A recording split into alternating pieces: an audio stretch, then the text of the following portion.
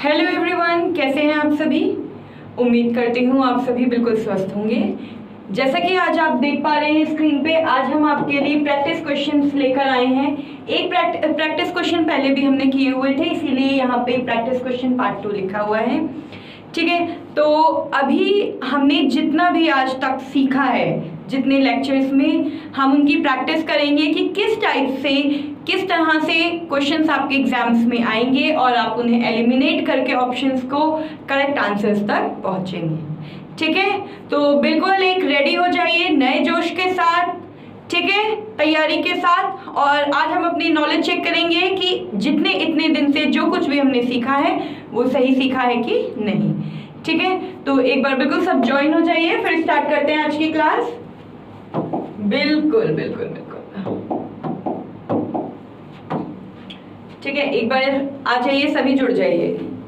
बिल्कुल, हाँ, सारे क्वेश्चंस करेंगे। कोई भी प्रॉब्लम होगी आप मुझसे कमेंट बॉक्स में पूछ सकते हैं। अगर आपको कोई भी डाउट है किसी भी क्वेश्चन में, किसी भी टॉपिक में, तो आप मुझसे पूछ सकते हैं। बिल्कुल जी,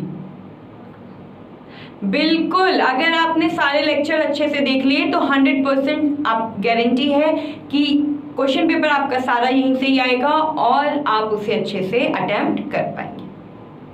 ठीक है, शुरू करें आज की क्लास। बिल्कुल, चलिए।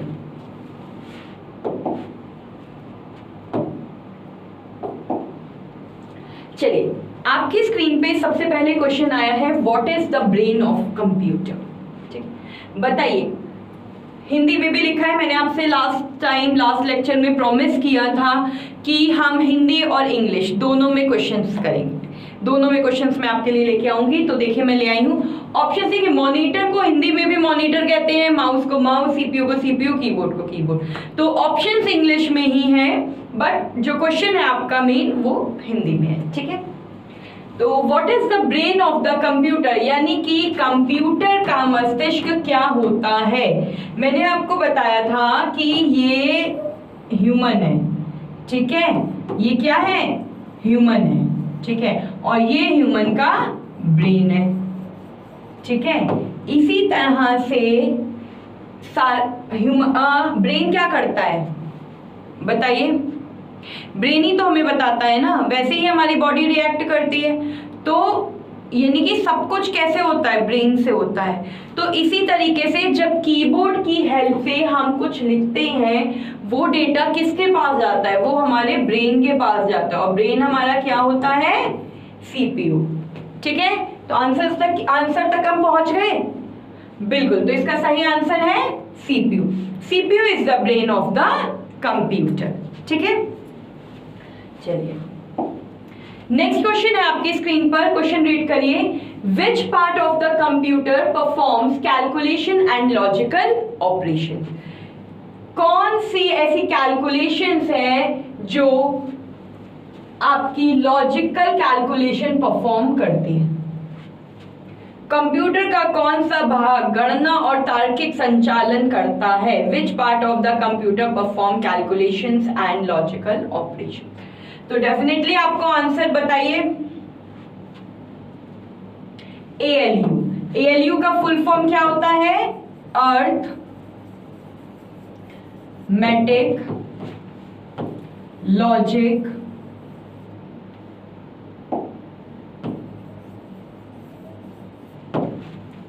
यूनिट।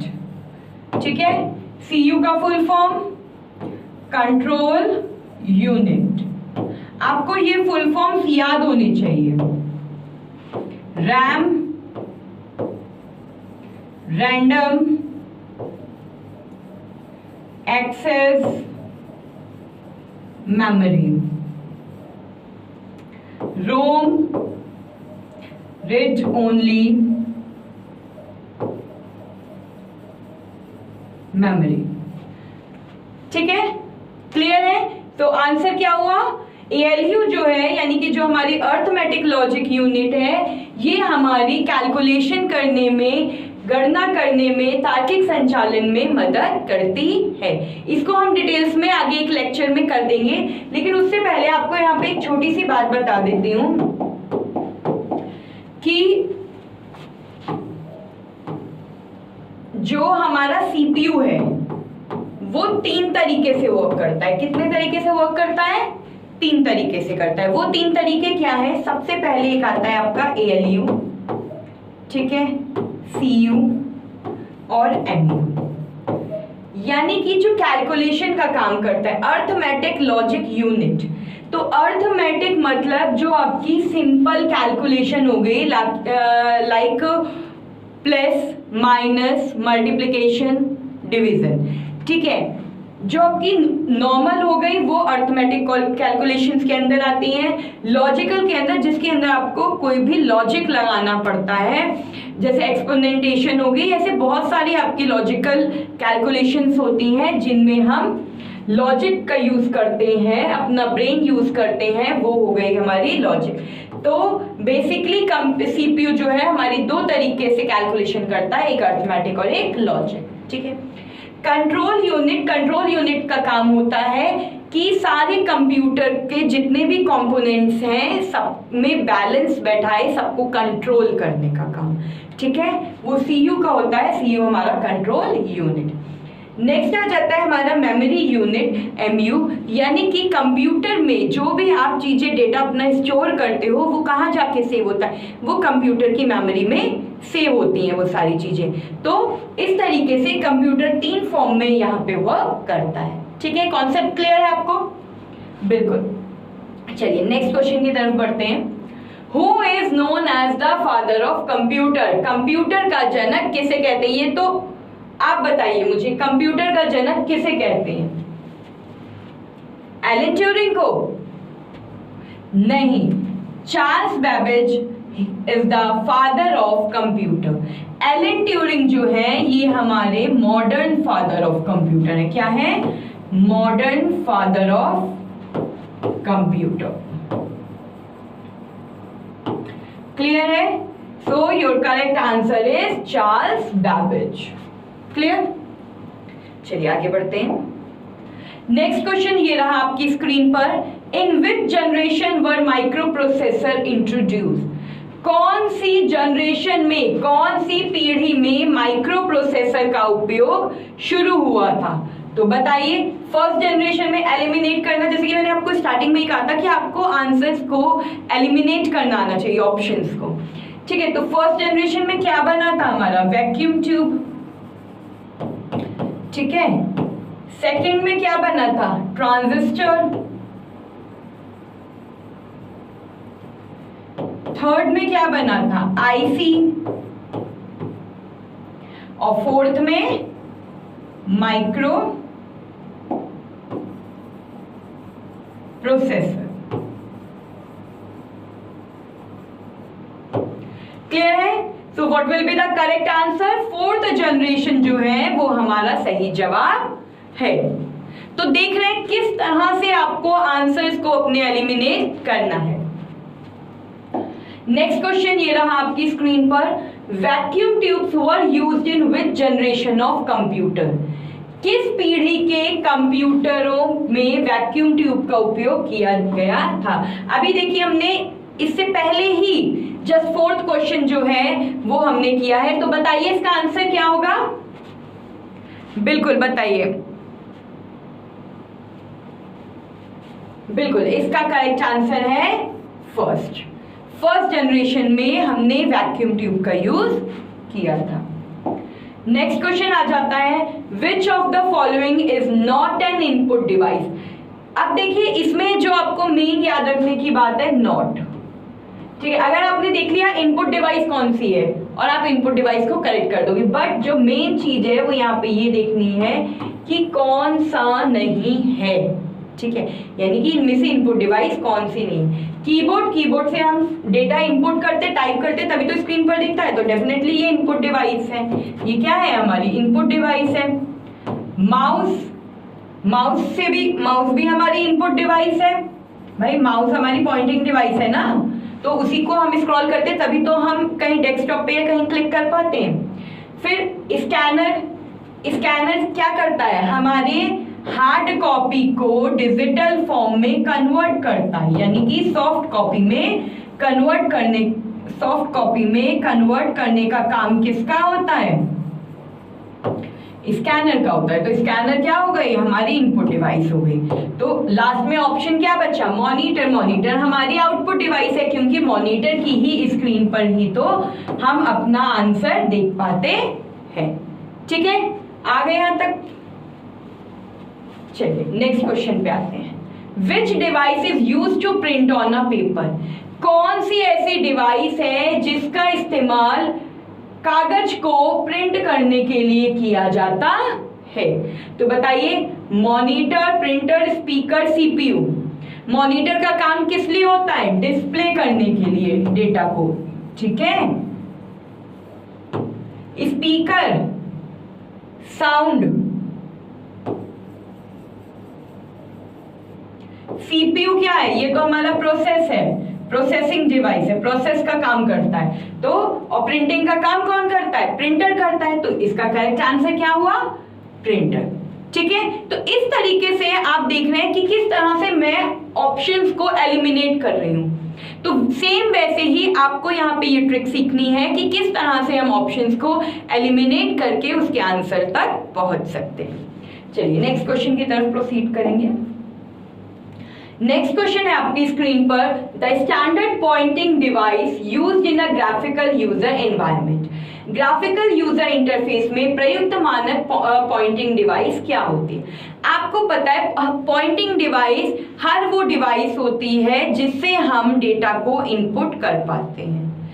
ठीक है, जिससे हम डेटा को इनपुट, जैसे अभी मैं अगर इससे लिख रही हूं तो ये अंडरलाइन किया, तो ये अंडरलाइन क्या है, ये इनपुट ही तो है, और ये हमारी क्या है, ये पॉइंटिंग डिवाइस है। ठीक है, तो आंसर बताइए इसका। ऑप्शंस है कीबोर्ड, स्कैनर, माउस, जॉयस्टिक। क्या है इसका करेक्ट आंसर, बताइए। बिल्कुल सही, इसका करेक्ट आंसर है माउस। माउस जो है ये हमारी इनपुट डिवाइस होने के साथ साथ हम इसे पॉइंटिंग डिवाइस भी कहते हैं।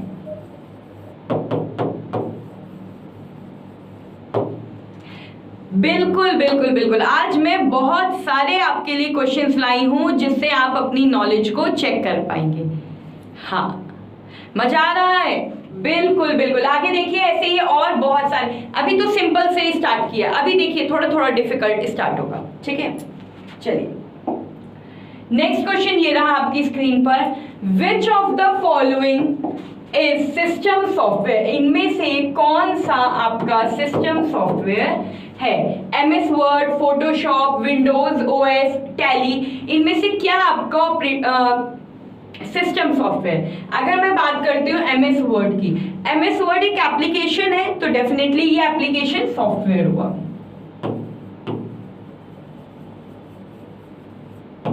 ठीक है, एप्लीकेशन सॉफ्टवेयर। Next Photoshop. अगर आपको कोई भी पिक्चर में कुछ भी एडिटिंग करनी है तो उसके लिए आप फोटोशॉप का यूज करते हो। तो ये भी क्या है, एक ऐप है हमारी, ये भी एप्लीकेशन सॉफ्टवेयर हो गया। Next tally. अगर आपको कोई अकाउंट से रिलेटेड कोई भी काम होता है तो उसके लिए आप क्या करते हो, टैली का यूज करते हो। तो ये भी एक तरीके से आपका एप्लीकेशन सॉफ्टवेयर हो गया। तो लास्ट आपका ऑप्शन क्या बचा, विंडोज OS। OS मीन्स होता है ऑपरेटिंग सिस्टम, और ऑपरेटिंग सिस्टम किस में आते हैं, सिस्टम सॉफ्टवेयर में आते हैं। ठीक है, सिस्टम सॉफ्टवेयर के पार्ट्स क्या थे बताइए, एग्जाम्पल्स क्या दिए थे मैंने आपको? सबसे पहला एग्जाम्पल तो आपको मैंने ऑपरेटिंग सिस्टम दिया था।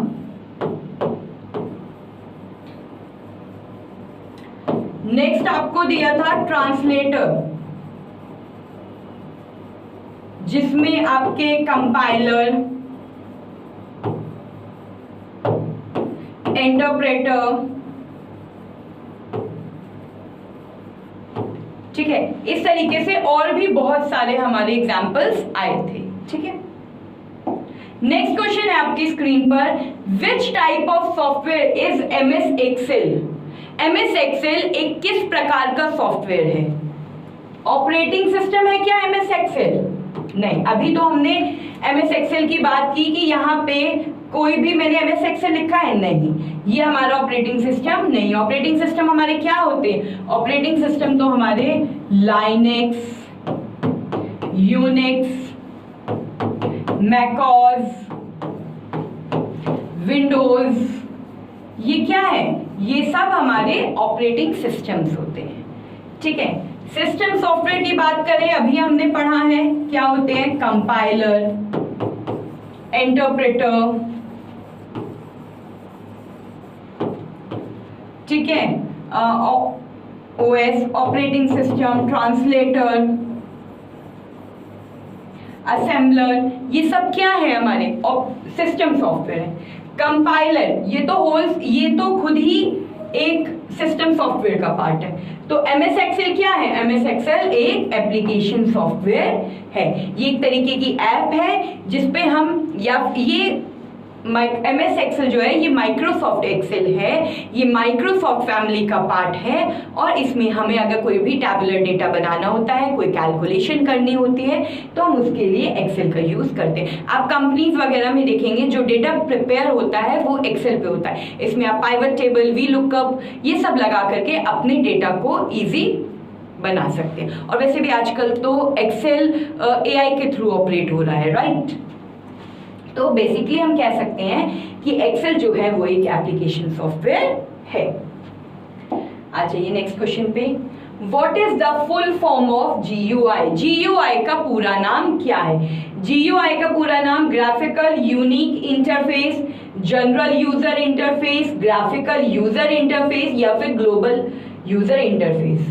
बिल्कुल, ये ऑप्शन देखिए, इंग्लिश में आपको कंप्यूटर बायलिंगुअल ही पढ़नी पड़ेगी, इंग्लिश और हिंदी में। नहीं तो आप हिंदी में इनके ऐसे ऐसे शब्द देखोगे, सुनोगे जो आपने कभी सुने ही नहीं है, अलग ही बिल्कुल शब्द होते हैं। तो इसे हम, कुछ शब्द ऐसे होते हैं जिन्हें हम बिल्कुल जैसे इंग्लिश में पढ़ रहे हैं वैसे हिंदी में भी पढ़ते हैं। जैसे अगर मैं बात करूं मॉनिटर की, ठीक है, तो मॉनिटर को हम कैसे लिखेंगे बताइए? ऐसे ही तो लिखेंगे भाई। माउस है, माउस लिखना है आपको, तो माउस को हिंदी में भी तो आप इसी तरीके से लिखोगे, या चूहा तो नहीं लिख दोगे ना, है ना? तो आपको बायलिंगुअल ही पढ़ना पड़ेगा। तो आंसर बताइए, जीयूआई का पूरा नाम क्या होता है? मैंने आपको बताया था कल की, इससे पहले जो एक क्लास थी हमारी, उसमें मैंने आपको डिफरेंस भी एक्सप्लेन किए थे जीयूआई और सीयूआई में। बिल्कुल सही।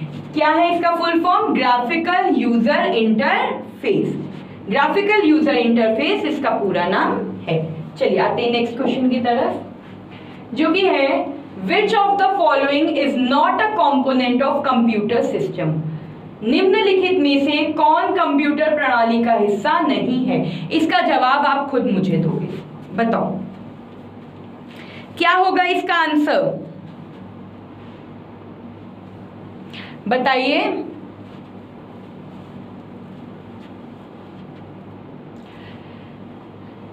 हमारा मॉनिटर है, ठीक है, इसमें कीबोर्ड है, सीपीयू है, यूपीएसबी है, ठीक है, माउस है। अब बताओ, ये हमारा कंप्यूटर सिस्टम है, बेसिक कंप्यूटर सिस्टम। कीबोर्ड है इसमें, बिल्कुल है। मॉनिटर है इसमें, बिल्कुल। सीपीयू है इसमें, है। क्या चीज नहीं है? इसने यही तो पूछा है हमसे, क्या चीज नहीं है? तो क्या नहीं है? प्रिंटर नहीं है, तो प्रिंटर इसका सही आंसर। प्रिंटर एक आउटपुट डिवाइस है, ये कभी भी कंप्यूटर सिस्टम का कंपोनेंट नहीं होता है, ठीक है। ये अलग से, अगर ये पूरा मिल जाए, अगर इसमें से कोई आंसर नहीं होता तो उसको हम यहाँ पे टिक कर सकते थे, ठीक है। What does CPU stands for? CPU का पूरा नाम क्या है? जैसा कि आपको पता है CPU क्या? CPU जो है ये ब्रेन ऑफ द कंप्यूटर है। ये हमने फर्स्ट क्वेश्चन में ही किया था, brain of the computer. Process करने का काम किसका होता है? कंप्यूटर का ही होता है, सीपीयू का ही होता है। हमारी लैंग्वेज को मशीन लैंग्वेज में, बाइनरी लैंग्वेज में कन्वर्ट करने का काम भी किसका होता है? सीपीयू का होता है। ठीक है, तो सीपीयू का पूरा नाम आपको पता होना चाहिए, जो कि है सेंट्रल प्रोसेसिंग यूनिट।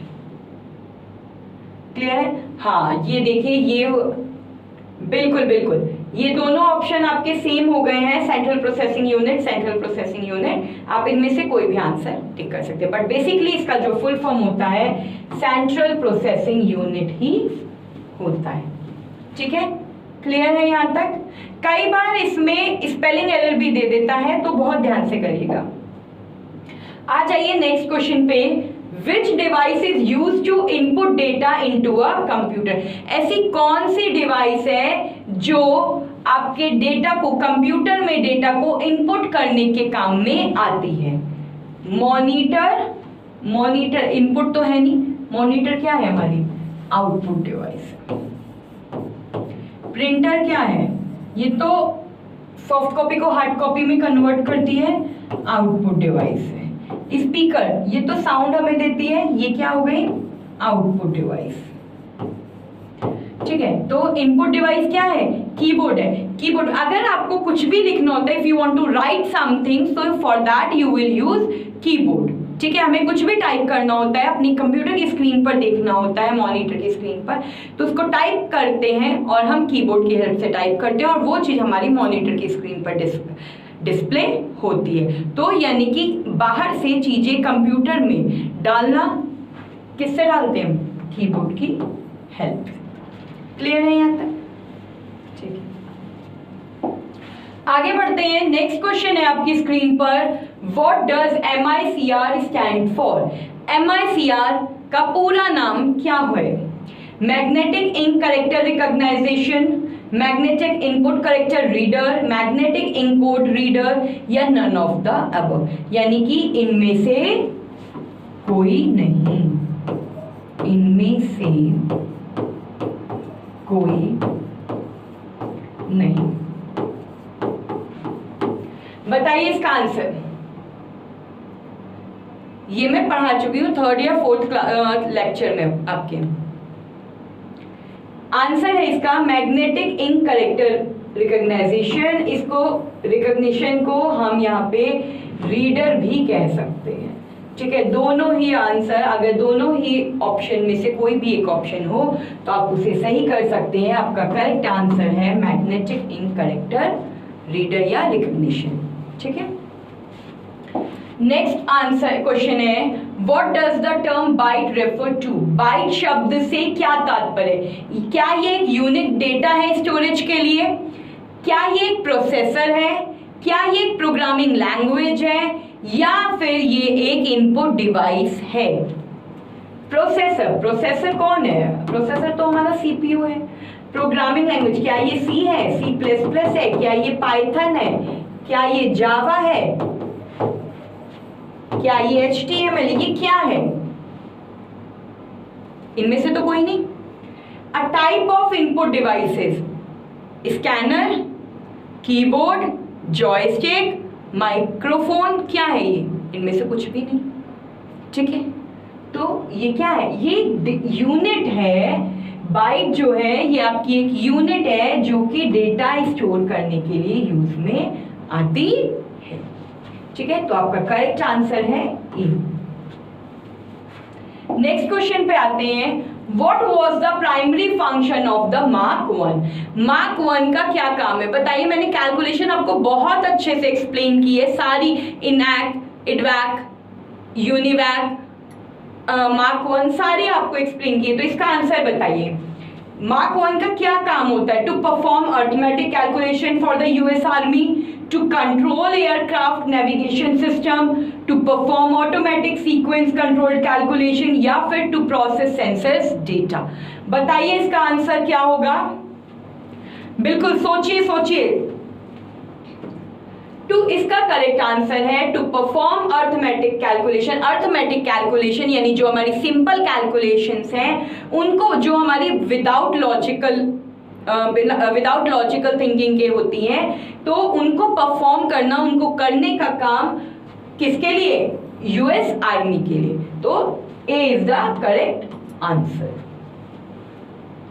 नेक्स्ट आ जाइए, who developed the concept of stored program architecture, संग्रहित कार्यक्रम वास्तुकला यानी कि स्टोर्ड प्रोग्राम आर्किटेक्चर की अवधारणा को किसने विकसित किया था? बताइए इसका आंसर।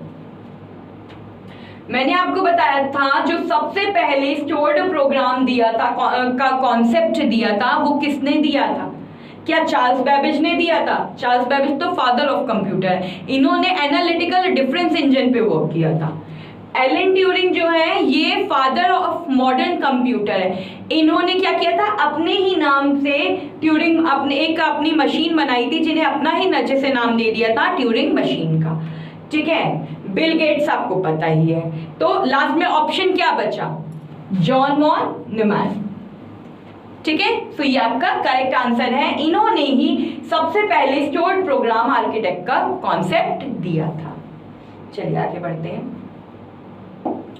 नेक्स्ट क्वेश्चन ये रहा आपकी स्क्रीन पर, what is the primary function of an output device? ठीक है, आउटपुट डिवाइस का मुख्य कार्य क्या होता है? यहां देखिए प्राइमरी फंक्शन पूछा है, मुख्य कार्य क्या होता है? To input data into the computer, computer में डेटा इनपुट करने का काम, या डेटा को प्रोसेस करने का काम, टू डिस्प्ले और produce the result of processing, या फिर टू स्टोर डेटा। बताइए इसका आंसर। भाई डेटा इनपुट करने का जो आपका काम है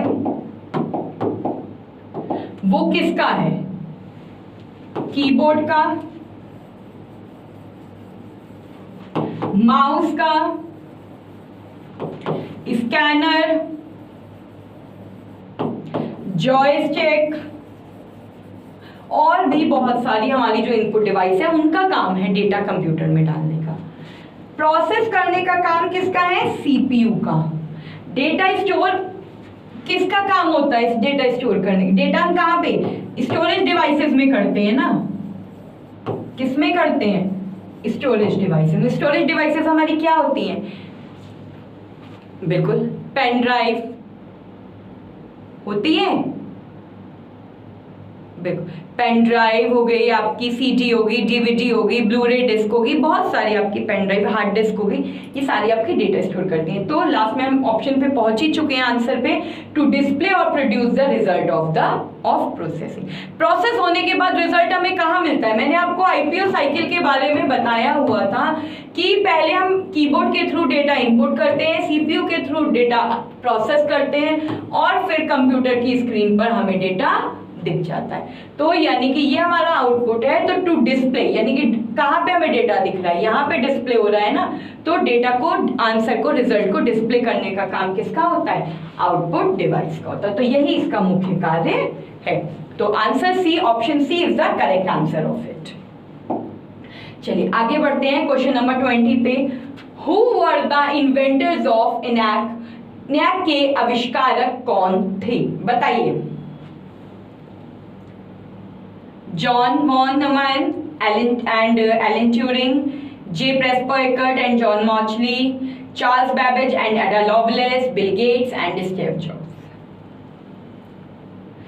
आपको पता है चार्ल्स बेबेज जो है वो फादर ऑफ कंप्यूटर है और इनके जो मशीन्स होती थी उनमें प्रोग्रामिंग का काम किसने किया था? एडा लवलेस ने। ठीक है, ये चीज याद रखिएगा कि इनकी जो भी मशीन्स वगैरह होती थी उसमें प्रोग्रामिंग का काम जो था वो इन्होंने किया था। ठीक है, तो इसका सही आंसर है b, J Presper Eckert and John Mauchly. Clear है? आगे बढ़े। ठीक है, नेक्स्ट क्वेश्चन है, what was the primary purpose of ENIAC? ENIAC का मुख्य उद्देश्य क्या था? To perform complex mathematical calculation for the US army. ये क्वेश्चन हम शायद पीछे कर चुके हैं। नेक्स्ट ऑप्शन है to predict election result, to design aircraft, to process census data. इसका सही आंसर बताइए। ये क्वेश्चन हम पहले कर चुके हैं अभी पीछे। बिल्कुल बिल्कुल सही आंसर बताइए इसका।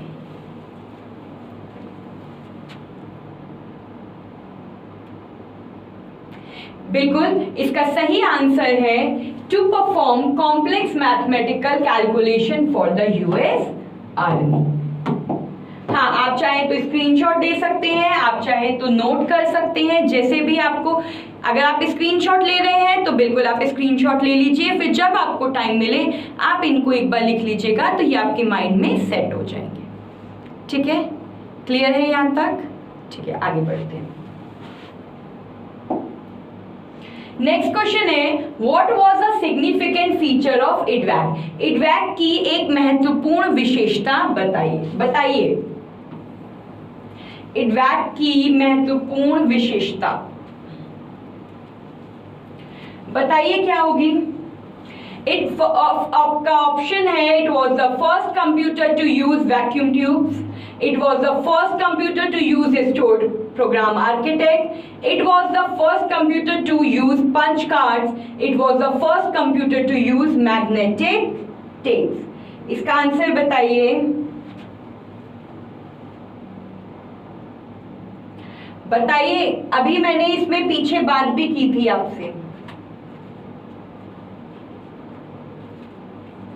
बिल्कुल बिल्कुल बताइए, इसका सही आंसर दीजिए मुझे।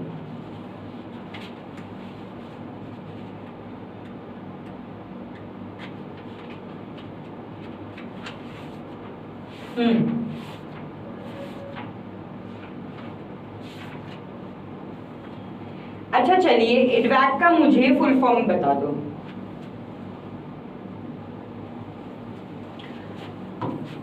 इलेक्ट्रॉनिक डिस्क्रीट वेरिएबल ऑटोमेटिक या फिर ऑटोमेट कैलकुलेटर।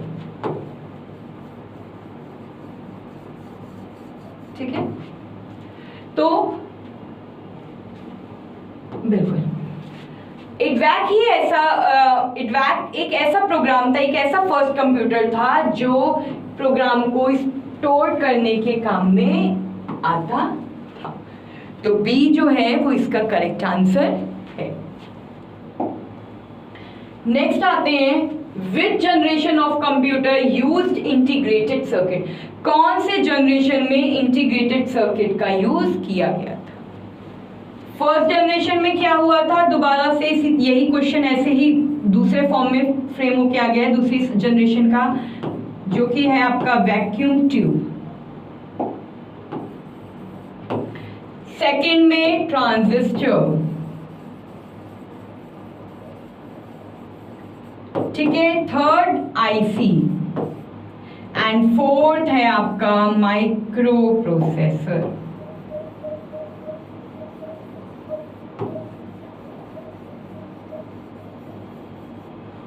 करेक्ट है। So what will be the correct answer? आपका सही आंसर है थर्ड, आईसी। ठीक है, चलिए आगे बढ़ते हैं। What was UNIVAC known for? UNIVAC का फुल फॉर्म पहले मुझे बताइए। चलिए, यूनिवैक का फुल फॉर्म होता है यूनिवर्सल ऑटोमेट कंप्यूटर।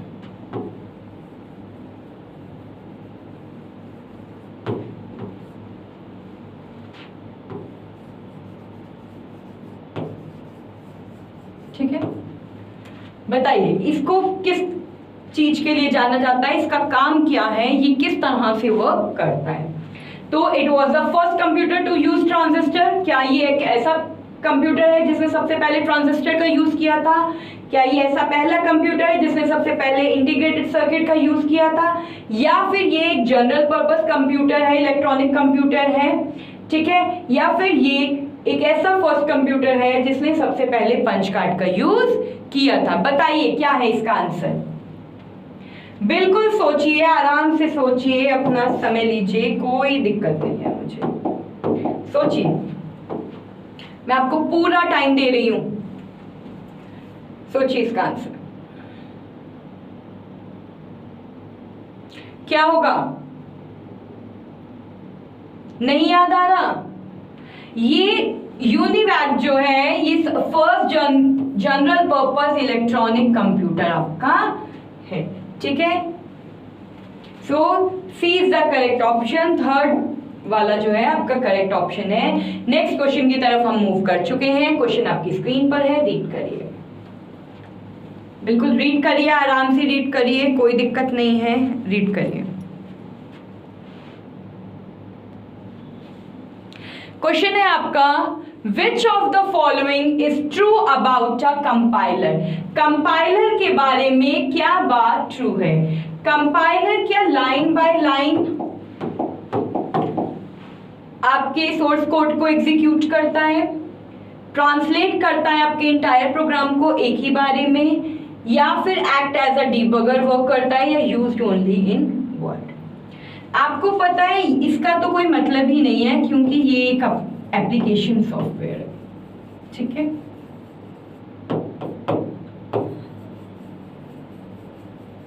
क्लियर है यहां तक? ठीक है, बिल्कुल इसका भी कोई रूल नहीं है। Translate entire program at once और ट्रांसलेट लाइन बाय लाइन। आपको पता है जब कोई program line by line execute किया जाता है तो ये काम होता है किसका? इंटरप्रेटर का। किसका होता है? इंटरप्रेटर का। और जब एक साथ पूरे प्रोग्राम को एक साथ एग्जीक्यूट किया जाता है, यानी कि एक साथ पूरे प्रोग्राम को ट्रांसलेट किया जाता है, यही काम किसका होता है? कंपाइलर का होता है। तो आपका बी क्या हो गया? आपका करेक्ट आंसर हो गया। ठीक है, चलिए नेक्स्ट क्वेश्चन आता है, which one of the following is not a compiled language. इनमें से कौन सी एक कंपाइल की गई भाषा नहीं है? C language, C plus plus language, Python या जावा। बताइए इनमें से कौन सी एक कंपाइल की गई लैंग्वेज आपकी नहीं है? बताइए इसका आंसर क्या होगा?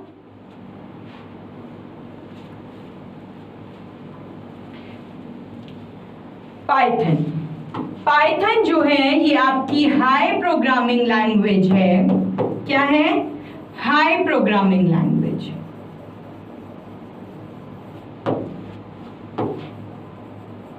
ठीक है, और ये इसके साथ ही ये ओपन सोर्स है। इसको डाउनलोड करने के लिए कोई भी पैसे आपको नहीं देने पड़ते हैं, ये फ्री ऑफ कॉस्ट आप इसे डाउनलोड कर सकते हो। आप डायरेक्ट अपने गूगल पे जाओ, पाइथन आइडियली टाइप करो और आप पाइथन को डाउनलोड कर सकते हो।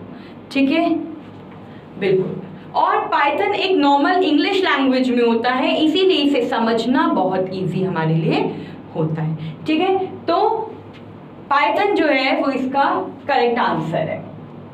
नेक्स्ट क्वेश्चन की तरफ प्रोसीड करते हैं, जो कि रहा आपकी स्क्रीन पर, रीड करिए। Which of the following does not create an executable file.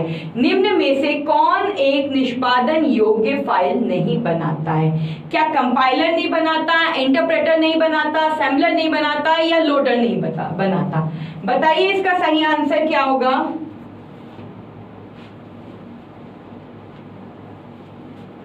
इसका करेक्ट आंसर है interpreter. Interpreter line by line execution आपकी चीज का करता है। ठीक है, next question, which of the following is not a characteristic of a computer. फिर से नॉट आ गया, इस चीज का बहुत ध्यान रखना है। नॉट, नहीं, अगर हिंदी वाले हैं तो नहीं, अगर इंग्लिश में एग्जाम दे रहे हैं तो नॉट। तो ये चीजें आपको याद रखनी है। तो बताइए, which of the following is not a characteristic of a computer. क्या स्पीड एक विशेषता है कंप्यूटर की? बिल्कुल है, क्योंकि कंप्यूटर सबसे स्पीडली वर्क करती है, ह्यूमन से भी ज्यादा। हम थक जाएंगे बट कंप्यूटर नहीं थकेगा। कंप्यूटर ये नहीं कहता मैं थक गया, आज मैं काम नहीं करूं, लेकिन हम ये बात, मैं और आप ये बात बोलते हैं। नेक्स्ट आता है एक्यूरेसी। क्या कंप्यूटर बिल्कुल सही होता है? बिल्कुल, कंप्यूटर 99.9% सही होता है। इसमें 1% का चेंज रहता है, क्योंकि अगर हम, यानी कि मैं और आप जो हम यूजर हैं, अगर हम गलत इनपुट करेंगे तो हमें रिजल्ट भी गलत मिलेगा। तो उस केस में जो कंप्यूटर है वो 1% का चांस लेकर के चलता है। क्रिएटिव, क्या कंप्यूटर क्रिएटिव है? नहीं। स्टोरेज, कंप्यूटर में क्या हम डेटा स्टोर कर सकते हैं अपना? बिल्कुल कर सकते हैं, कंप्यूटर में हम अपना डेटा स्टोर कर सकते हैं। तो इसका करेक्ट आंसर क्या हुआ? क्रिएटिविटी इसका सही आंसर है कि क्रिएटिविटी जो है वो कंप्यूटर की कोई भी विशेषता नहीं है। कंप्यूटर क्रिएटिव नहीं होता, कंप्यूटर अपना माइंड यूज नहीं करता, कंप्यूटर खुद से हमें ड्राइंग बना के नहीं देता, हमें पेंट में माउस की हेल्प से, पॉइंटिंग डिवाइस की हेल्प से खुद उसमें बनाना पड़ता है पेंट में, चाहे वो आपका नॉर्मल पेंट हो या फिर 3D पेंट हो। ठीक है, next question, A device that converts digital signals into sound is called। एक डिवाइस जो डिजिटल संकेतों को ध्वनि में बदलता है उसे क्या कहा जाता है? स्पीकर, प्रिंटर, माइक्रोफोन या मॉनिटर? बताइए।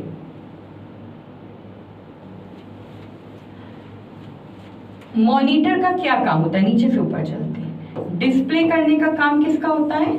मॉनिटर का। ठीक है, आगे यहाँ तक समझ में?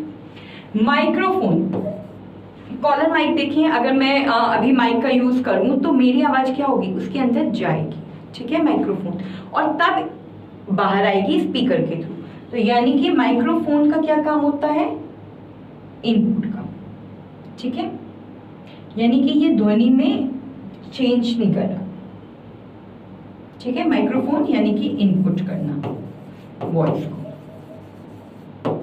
प्रिंटर यानी कि कोई भी सॉफ्ट कॉपी है आपके पास, ठीक है, उसे हार्ड कॉपी में कन्वर्ट करने का काम किसका होता है? प्रिंटर का होता है। तो करेक्ट आंसर क्या है? स्पीकर आपका जो है ये करेक्ट आंसर है। ये हमारे क्या करता है? डिजिटल संकेतों को ध्वनि में कन्वर्ट करता है, ठीक है, डिजिटल वेव्स को साउंड वेव्स में कन्वर्ट करता है। नेक्स्ट क्वेश्चन है स्क्रीन पर, which of the following is an example of system software? इनमें से सिस्टम सॉफ्टवेयर का उदाहरण क्या है? ये आज का लास्ट क्वेश्चन है, एक बार अच्छे से देखिए। माइक्रोसॉफ्ट वर्ड एप्लीकेशन सॉफ्टवेयर है आपका, विंडो ऑपरेटिंग सिस्टम, फोटोशॉप भी एप्लीकेशन सॉफ्टवेयर है, गूगल क्रोम भी एक एप्लीकेशन सॉफ्टवेयर। तो इसका करेक्ट आंसर क्या हुआ? विंडोज ओएस यानी कि विंडोज ऑपरेटिंग सिस्टम, ये आपका करेक्ट ऑप्शन हुआ। यही आपके सिस्टम सॉफ्टवेयर का एग्जांपल है। ठीक है, तो आई होप आज हमने जितने भी ये मल्टीपल क्वेश्चंस किए हैं ये आपको सब समझ में आ गए होंगे, राइट? बिल्कुल। तो अब मिलते हैं कल एक नई क्लास के साथ, एक नए टॉपिक के साथ। आज हमने इन क्वेश्चंस में बहुत कुछ सीखा है। अगर आपके कोई डाउट्स हैं आप कमेंट बॉक्स में भेज सकते हैं, मैं उनको बिल्कुल सॉल्व करने की कोशिश करूंगी, आपको सबके आंसर्स दूंगी। बिल्कुल बिल्कुल 100% सफलता मिलेगी। बिल्कुल टू द पॉइंट पढ़ाया जा रहा है, जो आपके सिलेबस में है, जैसे टॉपिक जैसे क्वेश्चंस बनते हैं सेम वैसे ही आपको क्वेश्चंस कराए जा रहे हैं। ठीक है, तब तक आप पढ़ते रहिए अच्छे से और अपना ध्यान रखिए, अपने परिवार का ध्यान रखिए। मिलते हैं कल एक नए टॉपिक के साथ, तब तक के लिए धन्यवाद।